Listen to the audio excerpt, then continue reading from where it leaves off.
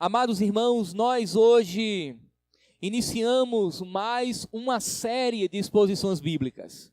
Os irmãos que já conhecem a dinâmica da igreja, não é, que congregam, são membros aqui, sabem que nós temos a cultura de expor a palavra de Deus em série.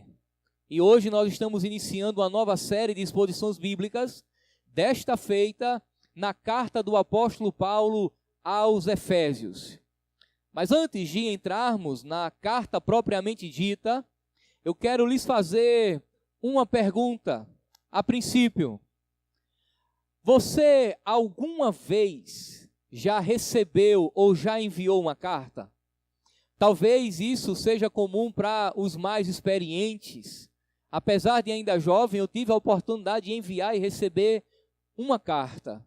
Os mais novos talvez prefiram utilizar as redes sociais, afinal de contas, cada um é produto do seu tempo. Mas há uma certa, há um certo espírito no que diz respeito a algo muito próprio em uma carta, há um sentimento na carta. Eu acho que essa é a palavra certa. As palavras escritas a punho, ela tem a capacidade de transferir sentimentos.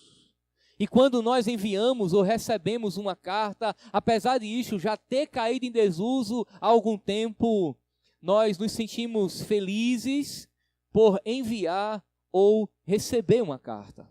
Eu tive o privilégio de enviar uma ou duas cartas, acredito eu, e recebi também. Mas isso não é comum. Contudo, aquelas cartas que recebemos, nós tínhamos prazer de ler. E aqui tem uma outra pergunta, como líamos aquelas cartas? Como era que fazíamos aquela leitura? Nós líamos uma frase hoje e uma outra no outro dia?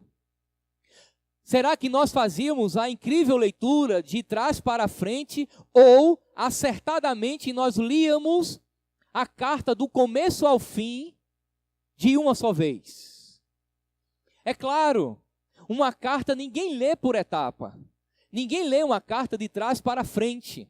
Uma carta, ela é lida do começo ao fim, como eu costumo dizer, em uma única sentada. Não importa se ela é muito longa ou curta demais. A grande questão é que carta é lida de uma única vez. É dessa forma que nós devemos nos apresentar também diante da carta do apóstolo Paulo aos Efésios. Carta é um estilo literário utilizado no primeiro século e tem toda uma característica própria das convenções gramaticais do seu tempo. Mas a grande questão é que carta é carta em qualquer lugar do mundo. Quando Paulo ele enviou aos Efésios uma carta, ele entendia que aquela carta seria lida de uma única vez para toda a comunidade. E a partir dali, todas as outras igrejas da Ásia tomariam conhecimento do que Paulo escreveu aos Efésios, e a leitura era feita toda de uma única vez. Afinal de contas, ele estava enviando uma carta até alguns que questionam se de fato esta carta foi destinada exclusivamente aos Efésios. Alguns entendem que, na realidade, Paulo escreveu uma carta geral para toda a comunidade da Ásia. Mas os mais conservadores, e nós vamos compartilhar dessa mesma opinião, entendem que Paulo escreveu, de fato, a carta aos Efésios, para a comunidade dos cristãos, para a comunidade dos santos que congregavam na igreja do Senhor Jesus Cristo na cidade de Éfeso. Muito bem. O que Paulo enviou aos Efésios foi uma carta que tem uma mensagem. E essa mesma mensagem, irmãos, deve ser aplicada à nossa vida, apesar de nós não termos sido os leitores originais. Portanto, eu quero lhes recomendar a leitura completa desta impressionante carta de Paulo aos Efésios. Sempre que você parar para meditar na carta de Paulo aos Efésios, reserve do seu tempo, do dia, meia hora, 40 minutos, e faça a leitura toda. para que você compreenda o texto dentro do contexto, para que você compreenda a mensagem de Paulo para a sua vida e para a vida da igreja. Vocês vão entender que essa carta também é uma carta de Deus endereçada aos seus corações. Não apenas a Éfeso, naquele tempo, não apenas para a igreja do passado, historicamente falando, mas também é uma carta de Deus para os nossos corações. Muito bem, iniciando essa série de exposições na carta de Paulo aos Efésios, nós vamos intitular essa série de A Nova Sociedade de Deus. A razão é simples. Efésios nos apresenta Deus em Cristo, salvando, redimindo e formando um novo povo para si. Uma nova sociedade multirracial, afinal de contas, ela é formada de pessoas de todas as raças, pessoas de todos os povos, de todas as línguas. Portanto, é uma sociedade multirracial, multicultural, uma sociedade de pessoas que agora fazem parte da família de Deus. Deus, desde o Antigo Testamento, Ele reserva um povo para si. E hoje não é diferente. Deus reservou um povo para si, Deus redimiu um povo para si, Deus escolheu um povo para si, povo este eleito desde a eternidade. É por isso que nós vamos chamar essa série de A Nova Sociedade de Deus. E vamos perceber que Efésios vai nos mostrar como nós fomos salvos e como um salvo deve viver a vida cristã no mundo.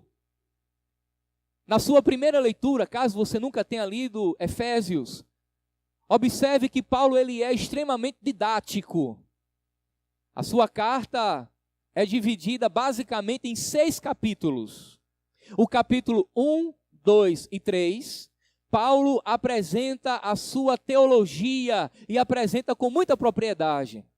Ele apresenta como Deus nos elegeu, nos predestinou na eternidade. E de 2 povos, judeus e gentios, através da morte de Cristo, formou um único povo, a sociedade dos remidos, ou a nova sociedade de Deus. Mas você vai observar também que nos capítulos 4, 5 e 6, na segunda metade, Paulo nos chama a atenção de como nós devemos viver na prática aquela teologia que nos primeiros 3 capítulos ele acabou de expor de maneira tão extraordinária e profunda. Portanto, Paulo equilibra muito bem o seu pensamento entre teologia e prática. Teologia e vida cristã. Teologia, os mistérios da salvação, a manifestação da graça de Deus e como viver agora no mundo, uma vez que eu fui alcançado por essa graça revelada lá no capítulo 2, por exemplo. Muito bem, irmãos. Dadas as devidas palavras introdutórias, leia comigo Efésios capítulo 1, versículo 1 e 2 apenas. Diz assim a palavra de Deus: Paulo, apóstolo de Cristo Jesus, pela vontade de Deus, aos santos e fiéis em Cristo Jesus, que estão em Éfeso. A vocês, graça e paz da parte de Deus, nosso Pai, e do Senhor Jesus Cristo. Leitura feita, perceba que a carta aos Efésios faz uso das regras literárias de sua época. Ela apresenta o remetente, tomamos conhecimento que é Paulo, apresenta os destinatários, e o texto diz aos santos que vivem em Éfeso, e aí já tomamos conhecimento que Paulo está escrevendo aos crentes que moram na cidade de Éfeso. E por fim, Paulo traz uma saudação, graça e paz da parte do Senhor Jesus Cristo, da parte de Deus e do Senhor Jesus Cristo. E daí, irmãos, é interessante observar que quando Deus resolve se revelar aos homens, Deus se revela na língua dos homens. Deus se revela de maneira que todo homem, toda mulher compreenda a sua palavra, o seu conselho, a sua mensagem. Perceba que o caráter da Bíblia de fato é divino, porque a palavra de Deus tem origem no próprio Deus. Mas quando Deus resolve revelar-se ao homem, ele se revela de maneira que todos possam compreender. E daí Paulo está sendo usado pelo próprio Deus para transferir a palavra de Deus aos homens através de uma carta. Todos compreendem, porque esse é o propósito de Deus, que todos nós, enquanto igreja, enquanto povo de Deus, venhamos compreender a vontade de Deus. Você sabe que a mente de Deus é inescrutável. Você sabe que a mente de Deus é infinita. Há coisas em Deus, a essência do próprio Deus é compreendida em alguma medida, à medida que Ele se revela, mas nós não sabemos tudo acerca de Deus, a não ser que Ele fale de si mesmo. Portanto, Deus usa a língua dos homens, a cultura dos homens. Deus usa a habilidade dos homens, por exemplo, de escrever uma carta para falar ao coração daqueles que Ele quer alcançar. Se você não sabia que Deus enviava a carta, tomou conhecimento agora. É Paulo que está escrevendo, contudo, ele está sendo motivado, ele está sendo direcionado pelo Espírito Santo de Deus. Logo, ele inicia sua carta fazendo uso das regras comuns dos seus dias. Esses 2 versículos, irmãos, eles são geralmente negligenciados na maioria das pregações, uma vez que logo se passa para a seção seguinte, que vai do verso 3 até o 14, onde o apóstolo Paulo traz uma belíssima nota em tom de adoração ao Deus triuno, ao Deus Pai, ao Deus Filho e ao Deus Espírito Santo. Mas eu acredito que nesses 2 versículos apenas, que abre essa carta, há uma riqueza e pode ser aplicada às nossas vidas. Há uma mensagem que nessa noite certamente será aplicada às nossas vidas. O que é que nós podemos aprender aqui nesses 2 primeiros versículos da carta de Paulo aos Efésios? Em primeiro lugar, nós temos Paulo, o apóstolo de Cristo, segundo a vontade de Deus, é o que diz a primeira parte do versículo 1. Raciocine comigo e vamos voltar um pouco no tempo. A primeira referência a este homem encontramos em Atos, capítulo 7, verso 58, e no capítulo 8, verso 1 também de Atos dos Apóstolos. É quando ele surge perseguindo cristãos e consente na morte de Estevão. Naquela ocasião ele é chamado pelo seu nome hebraico, Saulo. Ele ainda não é chamado de apóstolo Paulo, mas nós temos ali o homem Saulo, perseguindo cristãos, perseguindo a igreja e consentindo na morte de um homem chamado Estevão. Em seguida, nós encontramos Saulo como um animal feroz, respirando ameaças e morte contra os discípulos do Senhor a caminho de Damasco.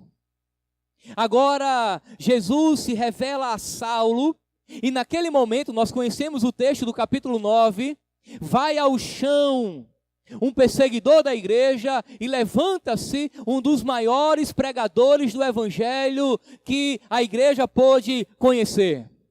Vai ao chão um pregador, melhor, vai ao chão um pecador e levanta-se um pregador.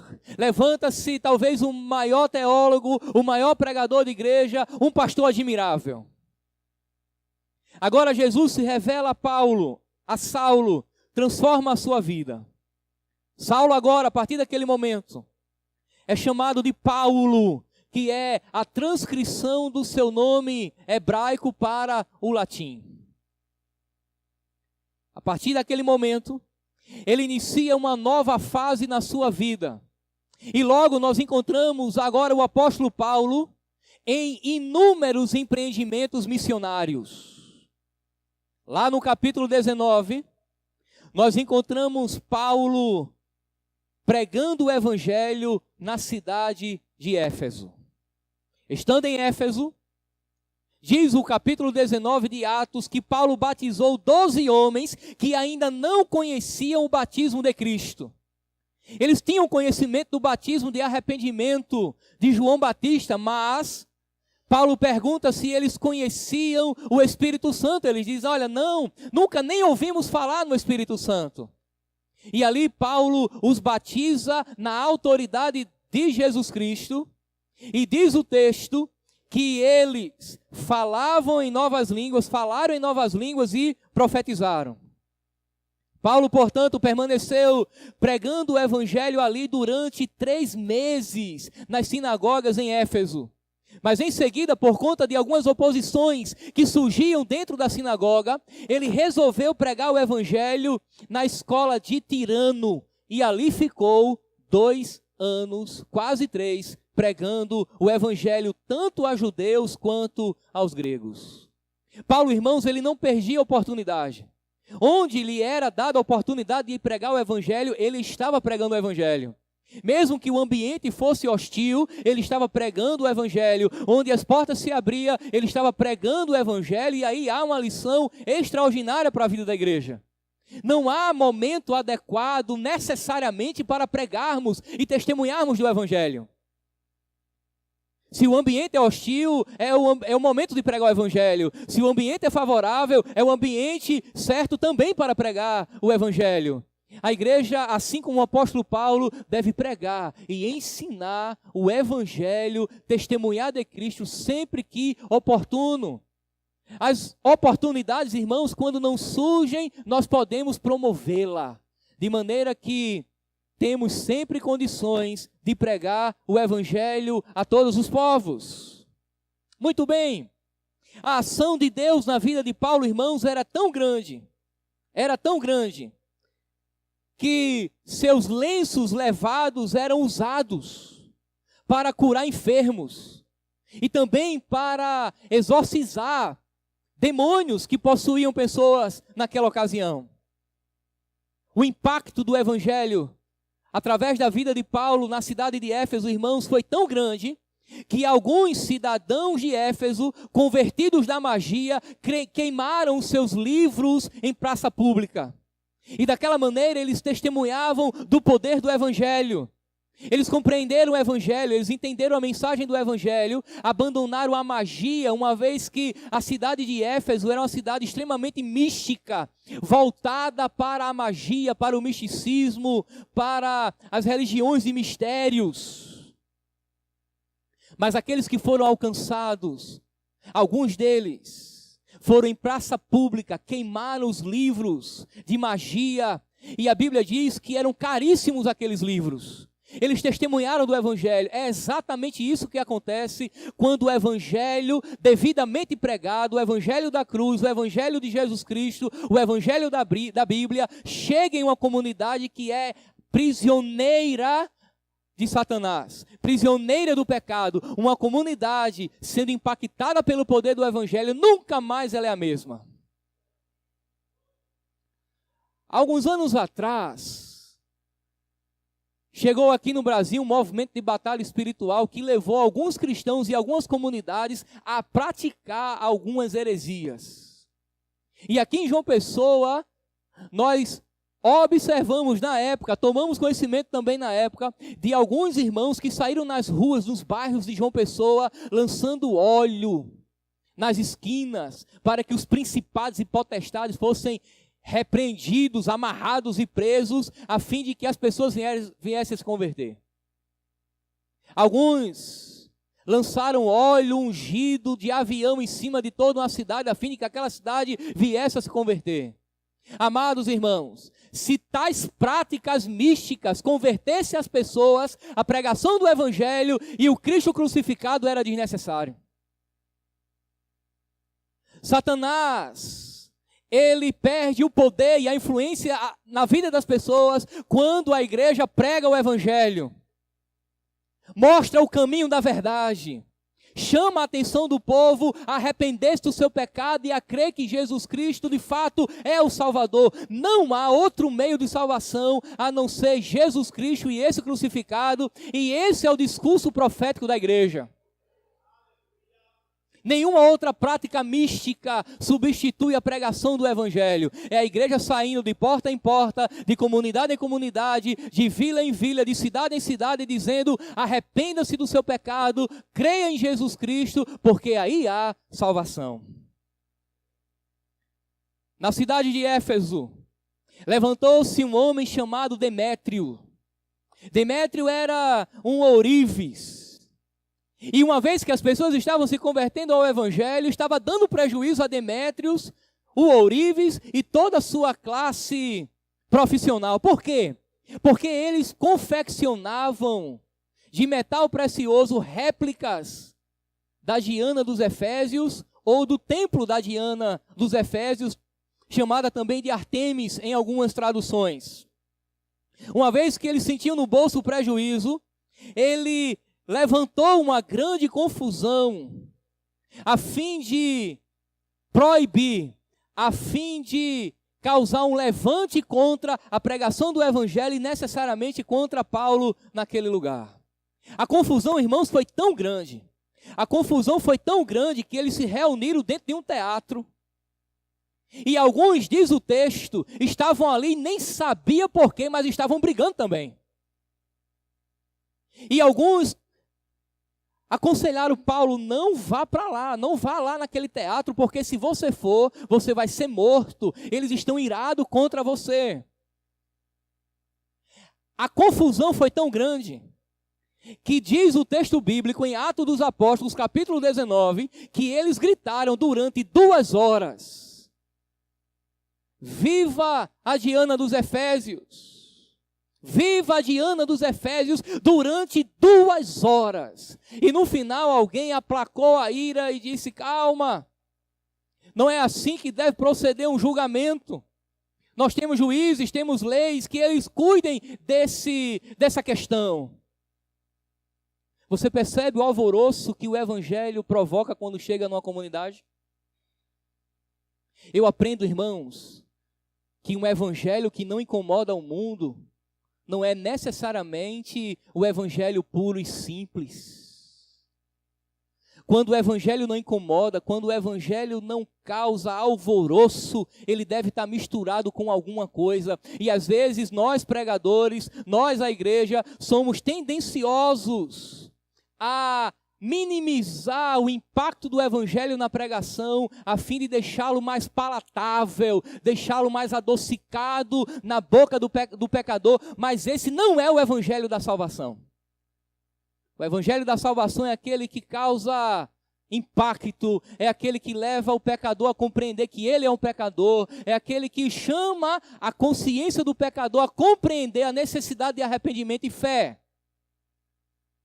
Após sua passagem por Éfeso, Paulo dá continuidade ao seu avanço missionário até ser preso em seguida e condenado pelo Império Romano.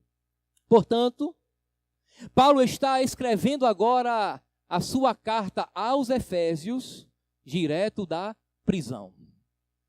É por isso que a carta de Paulo aos Efésios, ela compõe aquele conjunto de cartas que chamamos de cartas da prisão.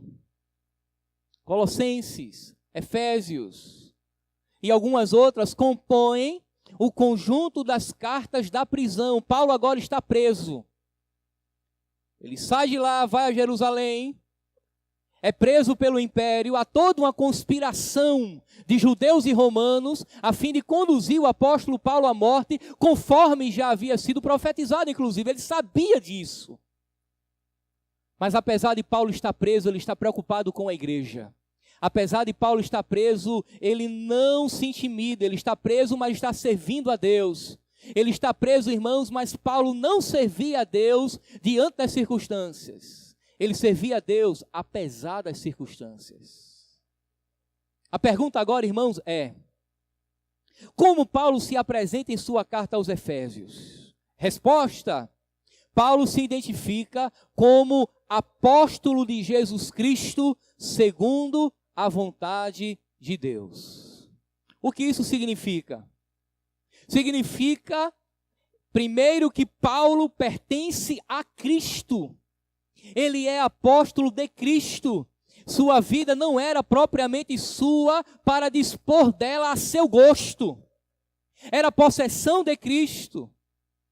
E uma vez que era possessão de Cristo, ele devia vivê-la de acordo com o que Cristo exigia. Ser apóstolo de Cristo, irmãos, é pertencer a Cristo. É assim também conosco, que somos discípulos de Jesus. A nossa vida não nos pertence. Não podemos vivê-la a nosso modo, mas devemos cumprir o que Cristo designou para nós. É uma vida totalmente dedicada à causa do Evangelho. Afinal de contas, compreenda definitivamente, viver para nós mesmos é viver uma vida fora dos padrões de Deus, é egocentrismo. Uma vez que o Senhor nos chamou, uma vez que o Senhor nos comissionou, a nossa vida pertence a Ele. Significa também que Paulo tinha sido comissionado e enviado por Jesus Cristo com uma tarefa. Ele recebeu um chamado, ele foi comissionado para algo. Aprenda que a palavra apóstolos vem do verbo grego apostelein, que significa despachar, enviar. Ou seja, Paulo era um apóstolo de Cristo, ele era um enviado de Cristo, ele foi despachado por Cristo para o mundo. Amados irmãos, se pertencemos a Cristo, também somos, ou também fomos comissionados por Ele. Foi Jesus quem disse, ide e pregai o Evangelho, ide e pregai a todo mundo. Não somos apóstolos, é claro que nós não somos apóstolos, mas somos igualmente comissionados para revelar a glória de Cristo ao mundo, e se isso não fazemos, estamos desobedecendo a Cristo, logo, pecado. Nós também fomos comissionados. Você lembra quando Jesus fala aos seus discípulos, ide por todo mundo pregar o Evangelho? Serve para nós também.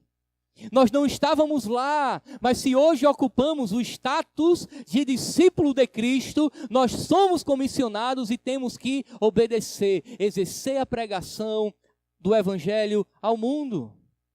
Mas entenda que isso também significa que todo o poder que Paulo possuía era um poder delegado, era um poder dado a ele, não tinha sua origem no próprio Paulo.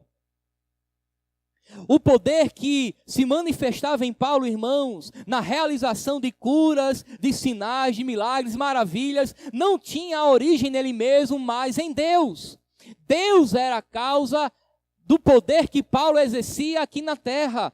Paulo era apenas um canal de Deus. Conosco também não é diferente. Acontece exatamente a mesma coisa. Foi Jesus, repetindo novamente, quem disse que sinais e maravilhas seguiriam os que crescem no Evangelho. Afinal de contas, nós não realizamos a obra de Deus com os nossos próprios recursos e poder. Na realidade, irmãos, Deus não precisa das nossas habilidades, da nossa retórica, da nossa oratória, da nossa simpatia, do nosso carisma. Deus opera o seu poder na vida de pessoas falhas, pequenas, inabilitadas, mas faz dessa forma o seu reino avançar. É Deus quem age em nós e através de nós para a expansão do seu reino. Crer, irmãos, que somos donos desse poder é usurpar uma prerrogativa divina. Eu quero abrir um parêntese aqui para você. Alguns pregadores midiáticos, destes da prosperidade, que chamamos de pregadores neopentecostais. O discurso é interessante porque eles dizem, venha para cá porque aqui Deus opera. Venha para cá porque quando eu oro a coisa acontece. Aí é ensinado que o lenço do cabra cura, o chapéu dele vai lhe abençoar e vai lhe dar prosperidade, até a baba onde ele bota a boca no copo é milagroso. Necessariamente é ensinado que ele é a fonte do poder e que Deus vai operar milagres e maravilhas dentro daquela comunidade porque ele é especial, negativo. Ninguém pode marcar o dia e a hora de Deus operar um milagre. Porque o milagre é algo sobrenatural, senão não tinha o nome de milagre. Milagre é uma coisa que acontece de vez em quando. Não acontece todo dia, senão não seria milagre. Milagre não é uma coisa rotineira. É Deus quem promove. Eu era ainda adolescente quando fui ao Liceu Paraibano, no ginásio que tem aqui no Liceu Paraibano, em uma cruzada de fé e milagres. E as pessoas eram convocadas a ir lá na frente, deixar moletas, e deixar os óculos, e deixar próteses, e deixar tudo. Naquela noite foi prometido dente de ouro e coisas afins. E daí, eu disse, Senhor, e agora e eu? Com quase 4 graus de miopia, louco para me libertar das lentes corretivas. Eu segurei o meu óculos na mão, não fui à frente e disse, Senhor, tenho 2 alternativas. Primeira alternativa, crer que o Senhor vai me curar, e eu creio.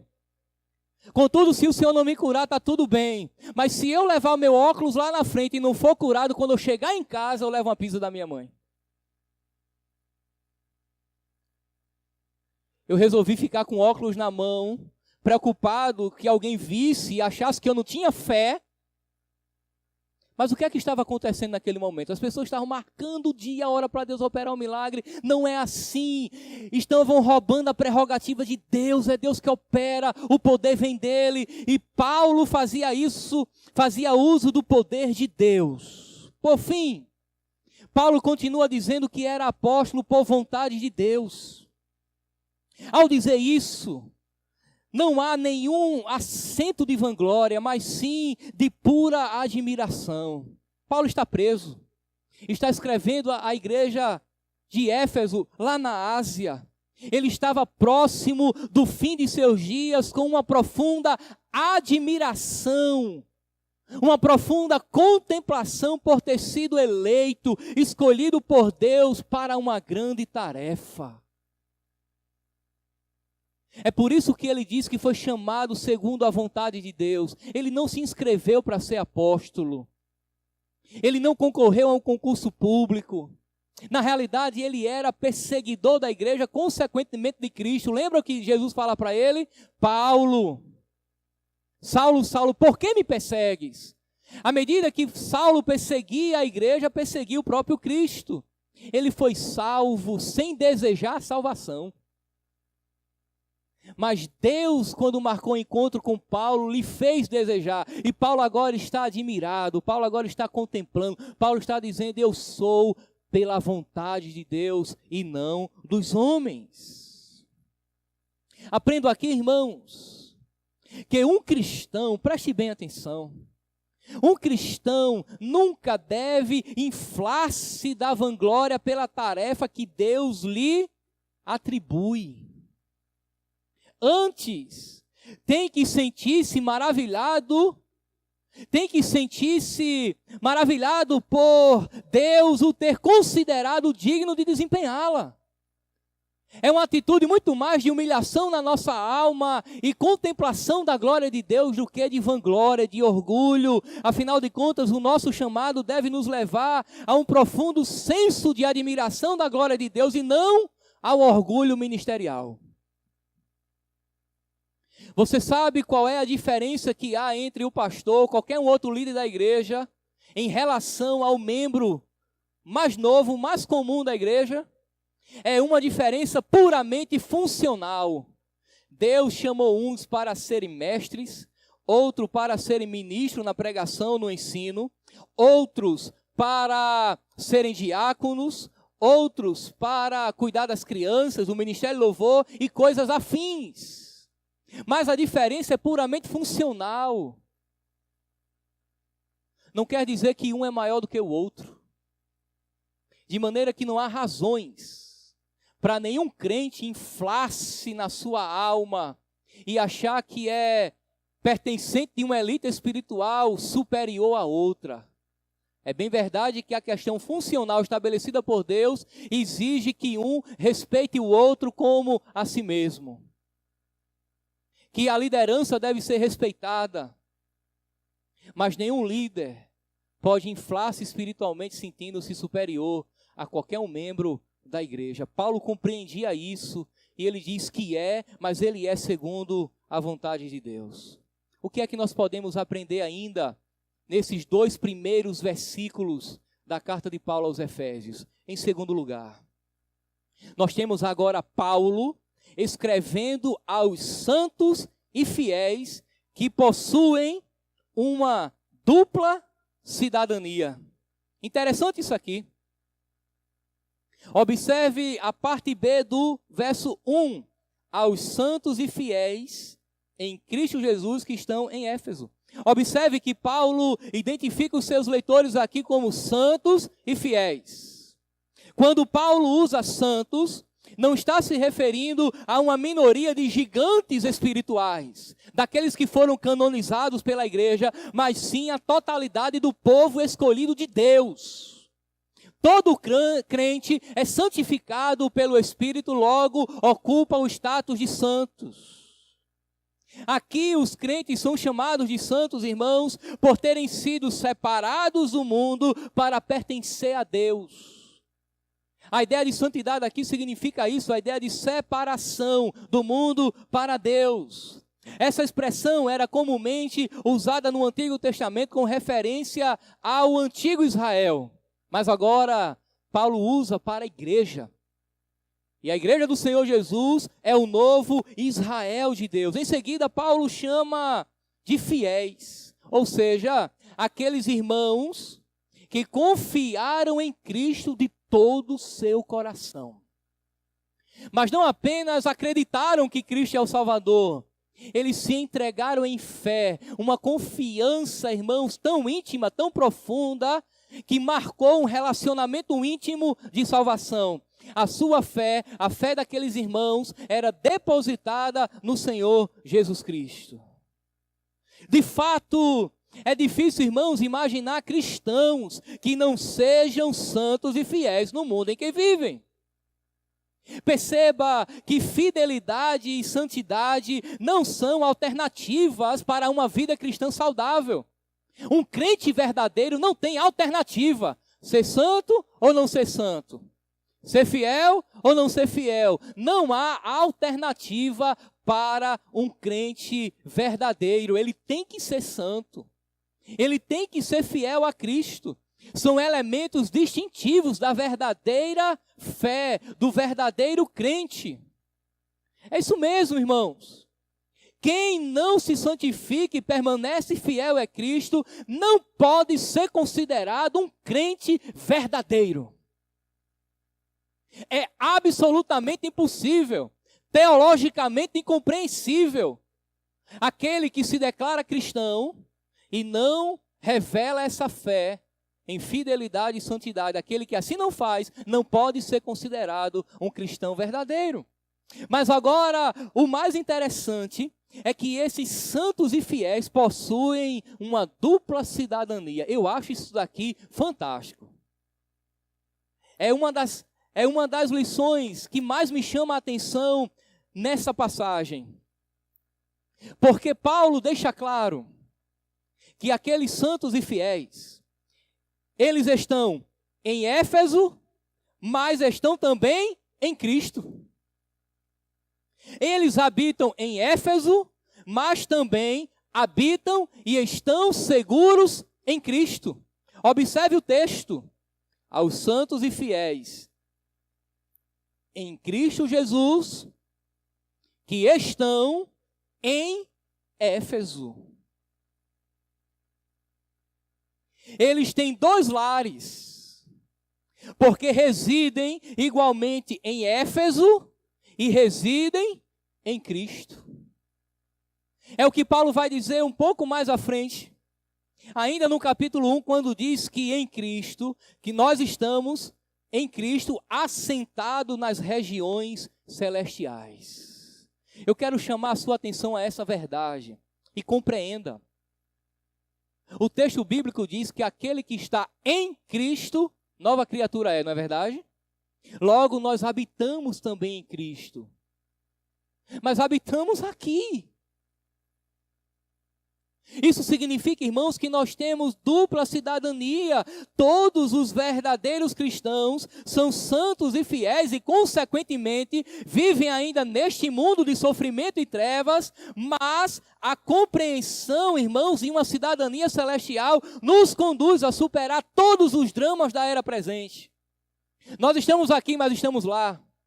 Nós moramos na cidade de João Pessoa, na Paraíba, temos um endereço, um logradouro, mas, ao mesmo tempo, já estamos em Cristo. Somos cidadãos da terra e somos cidadãos das regiões celestiais. Nós vivemos aqui, mas temos a certeza que em Cristo já estamos nas regiões celestiais. Irmãos, preste atenção agora. Se Cristo está em nós, e nós estamos nele, onde nós estivermos, ele está, e onde ele estiver, nós estamos. Há uma união, nós estamos nele, assim como ele está em nós. Eu quero dizer com isso, que nesse exato momento aqui, onde a igreja se reúne, Cristo está, ele se revela, ele é presente, ele se manifesta a vida da igreja. Mas também é fato que nós não temos uma presença física real de Cristo aqui na igreja. Quem está vendo Jesus aqui, fisicamente falando? Nós temos a certeza e cremos que Ele está em nós. Mas fisicamente nós não podemos vê-lo. Por quê? Diz a palavra de Deus que depois de Ele ter morrido na cruz, ressuscitado, Ele voltou aos céus e está fisicamente à destra de Deus, à direita de Deus Pai. E se eu estou nele, significa que eu já estou lá. Você sabe qual é a possibilidade de você não ir para o céu uma vez que você é um cristão verdadeiro? Nenhuma, porque você já está em Cristo, você já desfruta das regiões celestiais. O que nós estamos aguardando, irmãos, é a consumação disso tudo. O que é que podemos aprender ainda aqui nesses 2 pequenos versículos que inicia a carta de Paulo aos Efésios? Terceiro lugar, Paulo saúda seus leitores, mas Paulo saúda com graça e paz da parte do Pai e do Filho. É o que diz o versículo 2. É verdade, irmãos, que essa saudação era uma saudação cristã costumeira, ou uma saudação cristã comum naqueles dias. Mas as palavras de Paulo aos Efésios são cheias de significado. Paulo não lança palavras ao vento, ele não escreve nada de maneira aleatória. Observamos alguns detalhes. Graça indica aqui a iniciativa salvadora e gratuita de Deus. A paz indica o nível de vida em que passamos a viver a partir do momento que fomos reconciliados com Deus através de Cristo. Mas também fomos reconciliados com o outro. É isso que o texto bíblico vai dizer no capítulo 2, que através da cruz de Cristo, judeus e gentios baixaram as armas e não vivem mais em inimizades, uma vez que a cruz de Cristo atrai os povos para si. Portanto, graça e paz são palavras-chave dentro da carta aos Efésios. A graça indica como e por que Deus tomou a iniciativa da salvação. Afinal de contas, é pela riqueza da sua graça que somos salvos. Capítulo 2, versículos 5, 7 e 8, está escrito lá. E é pela mesma graça que recebemos os dons de Deus para o exercício do serviço cristão. Capítulo 4, versículo 7. E também o capítulo 3, verso 2 e 7. Lá no capítulo 6, verso 15, as boas novas são chamadas de o Evangelho da Paz. No capítulo 2, verso 14, está escrito que o próprio Jesus é a nossa paz, porque fez a paz pela cruz, verso 15. E depois veio e evangelizou paz aos judeus e aos gentios. Verso 17 do capítulo 2. Logo, seu povo deve esforçar-se, irmãos, diligentemente por preservar a unidade do Espírito no vínculo da paz. Capítulo 4, verso 3. Graça e paz norteia toda a didática, toda a teologia paulina na sua carta aos Efésios. Amados irmãos, nós somos alcançados pelo favor imerecido de Deus. Isso é graça. A graça de Deus, eu já disse isso aqui, se manifesta desta maneira. Quem não merece, recebe. Porque a salvação não é por obras, não é por merecimento. Deus não escolheu nem o melhor, nem o pior. Porque mesmo que Deus fizesse assim, eu vou escolher o irmão A, B e C, porque eles são os piores. Mesmo assim seria por merecimento. Qual era o merecimento ali? Quanto mais pecador, mais digno de salvação. Não é assim. Independente de, Deus chamou pecadores para si. Deus não considerou quem tinha mais ou menos. Ele simplesmente salvou e reconciliou pecadores consigo. Mas a grande questão é que essa graça reconcilia pecadores com Deus, mas também com os seus pares. Romanos capítulo 5 diz: justificado, pois, pela fé, temos paz com Deus. Maravilha. A nossa inimizade com Deus foi resolvida, mas também a inimizade entre os homens também é resolvida pela graça manifestada no Evangelho. Ele traz paz. Portanto, aqueles que foram vencidos pela graça, aqueles que foram alcançados pela graça, aqueles que imerecidamente foram chamados para fazer parte do povo de Deus, não podem viver em batalhas ininterruptas e em guerras que não levam a lugar nenhum, a não ser a destruição da própria igreja. Eu quero lhe chamar a atenção a um detalhe. A igreja, ela não teme e nem será dividida pela fúria de Satanás. Não é isso que desestabiliza a igreja. Não é o conhecimento dos dardos inflamados do maligno que desestabiliza a igreja. Contra eles, nós oramos, nos revestimos da armadura que vem de Deus e lutamos contra os principados e potestades. O que mais desestabiliza a igreja não é o que vem de fora, é o que acontece dentro. É a guerra dos santos. São os nossos problemas insolucionáveis de relacionamento. Mas quando eu compreendo a graça, quando eu compreendo a cruz de Cristo, eu compreendo que Ele morreu para promover a paz. Bem-aventurados pacificadores, é o que Jesus diz lá no Sermão do Monte, no capítulo 5. Muito bem, irmãos, concluindo agora. Eu quero concluir com algumas aplicações ainda, considerando tudo o que já dissemos até agora. Caminhando para o fim, eu quero chamar a sua atenção ao fato de que, se Paulo escreve esta carta, sendo um representante de Cristo, logo, as suas palavras são as palavras de Cristo. Partindo dessa verdade, irmãos, nos aproximar das palavras de Paulo é nos aproximar das palavras de Cristo. E mais uma vez eu quero lhe convidar, lhe convocar, lhe incentivar a ler toda esta carta. Eu quero lhe incentivar a estar aqui domingo após domingo, no mesmo lugar, no mesmo horário, a fim de compreender o conselho de Deus para a sua vida. Eu quero lhe convocar na sua casa, na intimidade da sua devocional, a abrir e ler a carta de Paulo, porque é a carta de Deus para você também.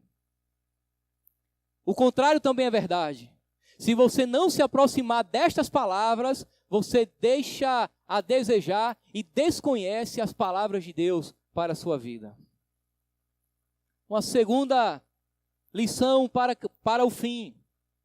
Assim como os efésios tinham uma vida santa e fiel na cidade onde viviam, temos que viver onde estamos do mesmo jeito. Afinal de contas, João Pessoa, no século 21, tem as mesmas propostas de pecado que a cidade de Éfeso no primeiro século. Templos pagãos, magia, terreiros de umbanda, de quimbanda, de candomblé, falsas religiões, você encontra em toda a esquina, e algumas até pregando um pseudo-evangelho, aquele que se parece, mas não é. Você lembra de antigamente? Eu falo de antigamente, mas não é que nós somos tão velhos assim. Você lembra que lançaram o Neutrox? Aí de repente surgiu o Denorex. E tudo que era falsificado, a gente dizia, aquilo ali é Denorex, porque era a imitação do Neutrox. Você lembra disso? Não é? Os mais experientes devem lembrar. E daí, irmãos, se prega um evangelho que se parece, mas não é. É um pseudo-evangelho. Hoje, na cidade onde nós habitamos, nós temos as mesmas facilidades. Nós não temos, por exemplo, um templo a Diana dos Efésios. Certamente, se tivesse, nós, enquanto cristãos, não entraríamos. Mas, às vezes, nós superlotamos as academias da cidade e cultuamos o nosso próprio corpo. Enfileiramos os corredores do shopping center e achamos que passar o cartão de crédito discriminadamente vai trazer alívio ao sofrimento da alma. Adoração a Mamon. As tentações são as mesmas, irmãos. O contexto é o mesmo, de pecado. Nós não temos templos com prostitutas cultuais à disposição dos adoradores de Diana, que iniciavam seus cultos com orgias sexuais. Mas nós somos tentados todas as vezes que trancamos a porta do nosso quarto a acessar pornografia virtual através de um smartphone, na internet, ao espaço de um clique. Qual é a diferença? As propostas são as mesmas e o acesso hoje é muito mais fácil porque nós não precisamos nem sair de casa. Mas há uma outra lição aqui. Nós somos cidadãos da terra, mas também cidadãos do céu. E a grande sacada, a coisa boa, é que a nossa permanência aqui tem tempo determinado. É uma peregrinação, o nosso lar é eterno, a nossa morada para todo sempre, entende a eternidade como tempo sem fim, é nas regiões celestiais. E daí, irmãos, eu compreendo que parte dos problemas que temos nesta vida presente é porque não compreendemos que já somos cidadãos do céu. Nós vivemos com os dois pés aqui, quando deveríamos estar aqui com os olhares na eternidade. Quando nós não compreendemos que temos uma cidadania celestial, as questões dessa vida presente, ela se torna bem mais complicada. Por fim, há um elo entre o autor, os leitores e a mensagem. Paulo é o leitor, Paulo é o autor, apóstolo de Cristo. Os leitores estão em Cristo e a bênção vem para todos da parte de Deus nosso Pai e do Senhor Jesus Cristo. Há um elo, há uma afinidade. Um escreve em Cristo, outros estão em Cristo e a bênção vem de Cristo. Logo, a fé da igreja é cristocêntrica. E que Deus, irmãos, nos ajude a nos próximos domingos que virão compreender essa verdade e aplicar à vida da igreja.